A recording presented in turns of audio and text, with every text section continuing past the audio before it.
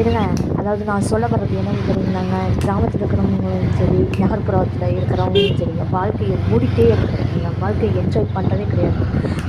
அதாவது சின்ன சின்ன விஷயத்தை ஏங்க நம்ம வந்து மாற்றக்கூடாது? கண்டிப்பாக இனிமேல் கண்டிப்பாக நம்ம மாற்றுவோங்க. சின்ன சின்ன விஷயத்தை ரசிக்க ஆரம்பித்தா அவங்க வாழ்க்கையில் மிகப்பெரிய வெற்றி நமக்காக காத்துட்ருக்குதுங்க. அதாவது பார்த்தீங்கன்னா, ஸ்மார்ட் ஸ்டெப்பாக இருக்கிறவங்க நமக்கு குவிக் ரிசல்ட்டை கொடுக்கணும். அதாவது ரைட் எஃபோர்ட்டாக இருக்கணுங்க. ஏதாவது படிப்பாக இருந்தாலும் சரிங்க, விவசாயமாக இருந்தாலும் சரிங்க, கரெக்டு தானங்க. இப்போ படிப்பு பண்ணால் நல்ல வேலைக்கு போவோம். அதுக்கடுத்து விவசாயமாக இருந்தால் நிறையா வாழ்க்கை, அதுக்கடுத்து வறுமை குறையும். அதெல்லாம் உண்மைதானுங்க. வறுமை குறைஞ்சாவே வாழ்க்கையில் நல்லா இருக்கலாங்க.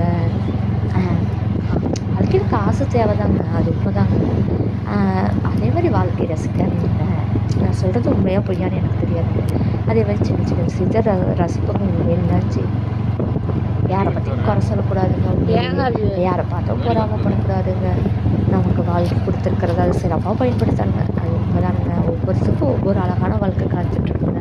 அதை நம்பி நம்ம வாழ்க்கையை வேலை பழுவு இருக்க தான் செய்யும், படிப்பு பழுவு இருக்க தான் செய்யுங்க.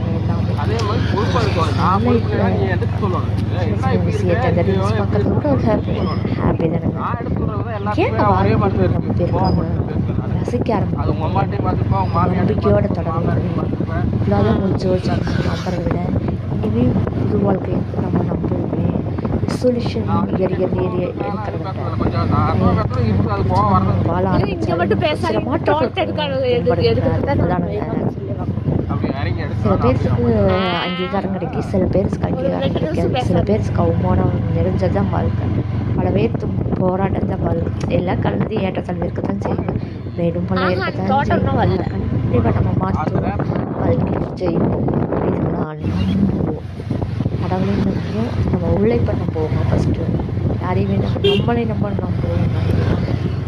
நன்கை தனக்கு உதவி யார் கண்டது எல்லாத்துக்குமே. இப்போ வந்து பார்த்தீங்கன்னா,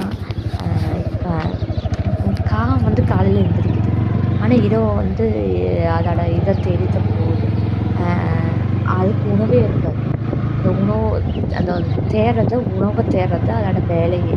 உணவு கிடைக்கிறங்க நம்பிக்கையில் தான் நம்ம ஓடுது. தேவன் நம்மளும் ஓடுவோம். வாழ்க்கையில் நம்மளுக்கு கிடைக்கிறது கண்டிப்பாக கிடைக்குங்க. அதை நம்புவோம். புரியுதுங்களா? யாராக இருந்தாலும் நம்ம நம்புவோம், வாழ்க்கையை ரசிப்போம், வர சவால்களை எதிர்கொள்வோம், வாழ்க்கையை வளமுடன் வாழ்வோம். பிடிச்சா லைக் பண்ணுங்கள், சப்ஸ்கிரைப் பண்ணுங்கள். சரிங்க, நெக்ஸ்ட் வீடியோவில் பார்ப்போங்க. ஏங்க அது